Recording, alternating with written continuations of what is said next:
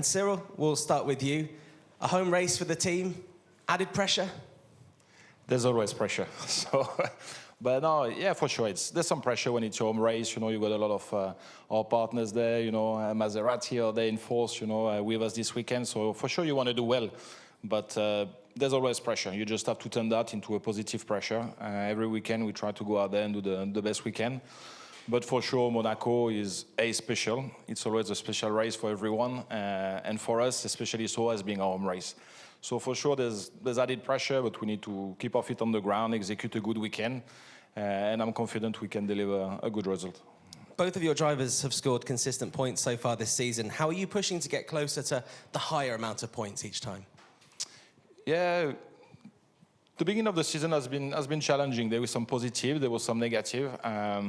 And for sure, the main objective, and I told the drivers, and I was very clear, it's to get consistency. So in Formula E, you know, you can see that there's quite a few change of order. You know, some weekend you're really strong and you feel that you nail it and you're going to carry that momentum, you know, and sometimes that doesn't happen. So you have to make sure that the high are not too high and the low are not too low.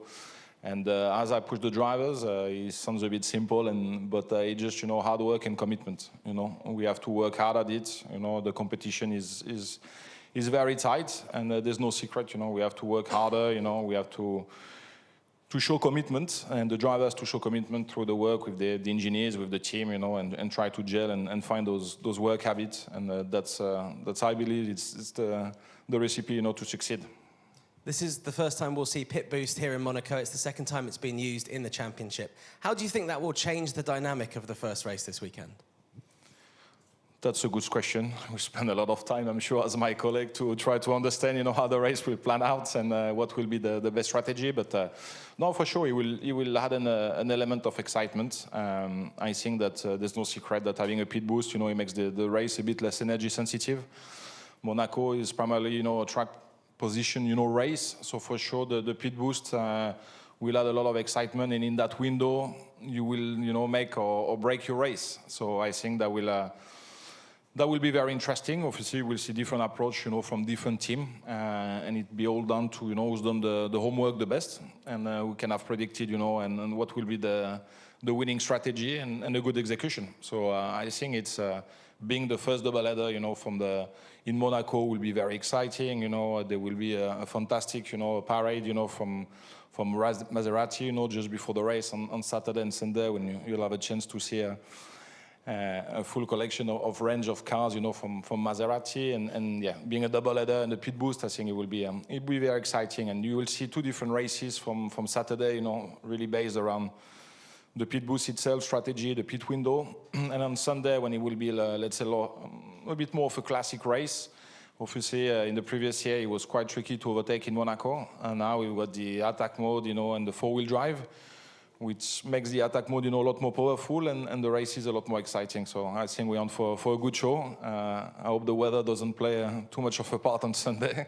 We've been enjoying the sunshine so far, but it looks like it might be different on Sunday. But no, I think we're on for a good event and two good races. Thank you very much. We look forward to it. Fred, I'll move on to you. Tell me about your season so far. It feels that a podium for Mahindra isn't too far away this season. It's still too far away because it didn't happen. But definitely we are happy with the beginning of the season. For us, it's kind of a new start. We know that for the previous two seasons, we had a car which was not necessarily matching the level of performance we needed. So we decided to renew it totally for Gen 3 Evo and for the start of season 11. For the moment, the bet was a winning bet because the car is definitely much better.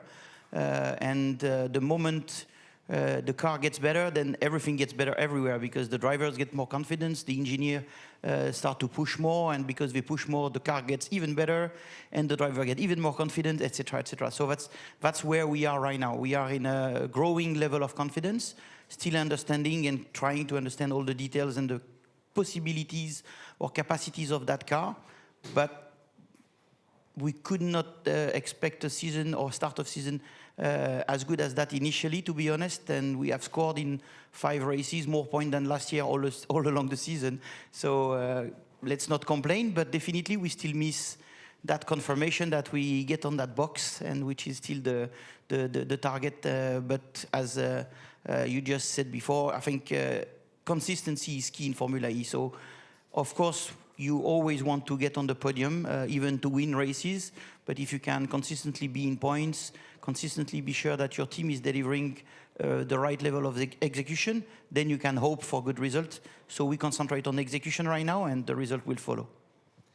What do you make of Monaco becoming a double-header weekend? Feels like there's mixed opinions. 2 times more opportunity to win the race, so it's good. No, I think the question of the double-header is always the same. On one side, you want to protect the prestige of the single race and the victory, and everybody can identify the hero of the weekend. But on the other side, having a show like this and a place like Monaco available for us, it would be also not so rational not to use it more. So we have the opportunity to use it 2 times instead of once. I think let's make it a good show for the Saturday and Sunday, that everybody comes and gets then after that additional satisfaction. I think that's what we need. Is a place like this is great for us. It's exactly the iconic venue we need to show that the championship is able to perform at the highest level on a track which is one of the most iconic. And then we need to make sure that the people coming enjoy. And I think that's what is really good here, is that with all the policy around the prices, making people coming for the 2 days at a very reasonable price. I think it's free for under 16. So all this is just great, because you give the opportunity to people to discover Formula E and to enjoy Formula E, because that will be for sure the consequence. If they come, they will enjoy. Once they enjoy, they adopt, and after they love us. A great location for potentially the first podium of the year, so good luck to you. Florian, I'll move on to you. You must be in a great mood at the moment. You've got a healthy lead in the team's championship. Both of your drivers have had multiple podiums this year. Just tell me about the team morale at the moment. Yeah, first of all, it was a mixed start into the season, I would say. We lead in the team championship, yes. We had in Miami our first win. We have 2 double podiums and 5 podiums overall. But when you see also how many points more we could have brought home without the incidents in Jeddah and also in Sao Paulo, where Pascal was upside down, could be more. Yeah, but in general, for sure, we are in a good mood, because we showed as a team, and both drivers showed what we are able to do. Also the car, very important for me. We had different racetracks when you look back now until now, and we performed on all these different track characteristics. And that's important for the rest of the season, that you have a car which can perform on all kind of tracks. The race days here in Monaco are quite long, so add that to a double header. What are the challenges that you expect to face with the double header being a thing now? Yeah, a double header is always a challenge, but here in Monaco it's especially a challenge, because you have no Friday running. This means on Saturday you have from FP1 to the race everything, and then these guys we should not forget, they are preparing the car, they do the whole workload, and they need to prepare the cars for the next day, and then also load the freight, build down the pits on Sunday evening. What they do is an amazing job. And when we see Monaco will be the toughest doubleheader from the workload in a really short amount of time. And we do now from tomorrow onwards, in the next 30 days, 6 races, which are 3 doubleheaders. And that's really intense for the guys, and we need to keep them in a good shape, fully focused, not doing any mistake, and performing on every single race day, and that will be key. Away from the track, you now feature on the big screen, well, not the big screen, but the medium-sized screen on the television, on the new driver docuseries that Formula E have released today. How do you feel that you and the team and the drivers were portrayed in the documentary? Yeah, to be honest, I reviewed a bit, and the first comments I saw, and also in the media, it's quite well going, and let's see what's happening. I think very important is it's on one side a documentary, but also entertaining, and a good chance to attract even more fans to Formula E. Let's see what's coming out. I'm very positive about this, and yeah, Antonio is a big part of it, and I think also he has a big story from last year about this, ending very well for him with us in a good position in the team championship, and him having a lot of wins at the end of the season. Excellent stuff. Thank you very much. That's all from me for now. Would anyone like to ask a question in the room? If you would, please put your hand up, and someone might bring you a microphone. Don't be shy. Here we go. Yeah, Gorka Saez from Soy Motor. I would like to ask you to all three about the Miami event. After doing the Evo sessions in the Hard Rock Stadium and the Formula One racing there this weekend, do you think that the Miami event should translate from Homestead to the Hard Rock from season 12 onwards? Thank you. One answer would be good.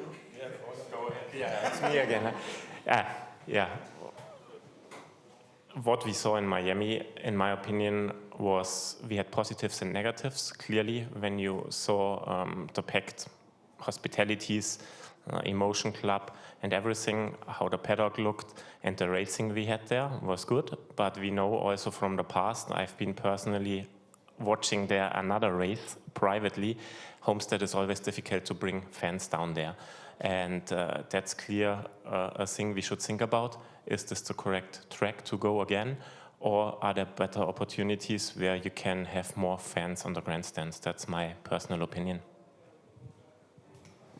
Yeah, no, just to add, I think Florian summed it pretty well. I think, yeah, the location was maybe not the best, but it was good to be in Miami. You know, everything has to start from somewhere. So there was a lot done, we know, with the 8-week breaks. You know, there was an Evo session, which was a huge hit, you know. We always want to advertise, you know, the championship and be out there, you know, and be able to attract, you know, new viewer and a new audience and, you know, yeah, be able to show people what Formula E is all about. And for sure, there's some other location north of Homestead that could have been better, but who knows what the future holds, you know. The important thing is we were there. Not everything was perfect, but there was also a huge positive to take out of it, you know. And I think for the futures and the coming years, you know, we might or might not, you know, change location that's more suited for Formula E, but it was great to have Miami as in the calendar, you know, for Formula E, and I think we always take learning and Formula E with the team, you know, we always very honest and try to improve the show and how to move the series forward, and I think that, yeah, that was the first step, and I think, as you suggested, I think there's a next step that seems to be the logical, you know, evolution, and I'm sure that in the near future that's where we will be going. Important to be in the US, so that was still good to go. Probably some improvement, but for us, at the end, we grabbed the P6 to P5 to Maserati. It was a great event. He couldn't resist. He couldn't resist. But we had a podium already this year, so he's still chasing. We have to. Driver season 2 is going to be good. Anyone got a very quick question to end? No? There we go. Oh, we have one. Yes. In what way, for Cyril, in what way has partnering with a manufacturer rich in history and experience in motorsport enhanced MSG's performance? Great question. Yeah, first of all, the Formula E, there's two standards. You can be a manufacturer or you can be a customer team. Obviously, for us, it's a little bit of a hybrid situation, but our collaboration with Stellantis and Maserati has been great, and obviously you feel integrated a lot more into a bigger structure, so obviously you got access to bigger resources, and obviously there's also what you can do in private testing. If you're a customer team, you know, you've got a limited amount of days available to you, you know, for your team, for your drivers. And also through the years, you know, there's a constant development, you know, through the years, even the cycle of homologation, you know, the cars still progress, you know, they're heavily dictated, you know, performance-wise through the system and electronics, you know, that these cars are very complex to operate, but also there's quite a wide range, you know, of development that you can do through the years, and be in collaboration with a manufacturer like that allowed you, you know, to have constant development, you know, through the years and through the cycle. So that's for me a great collaboration and something that is very fruitful and bring performance. And for us, like any collaboration or relation, you know, it takes time, you know, to know each other and to work well together. And but I think it's working well, and it's going to get better and better from there.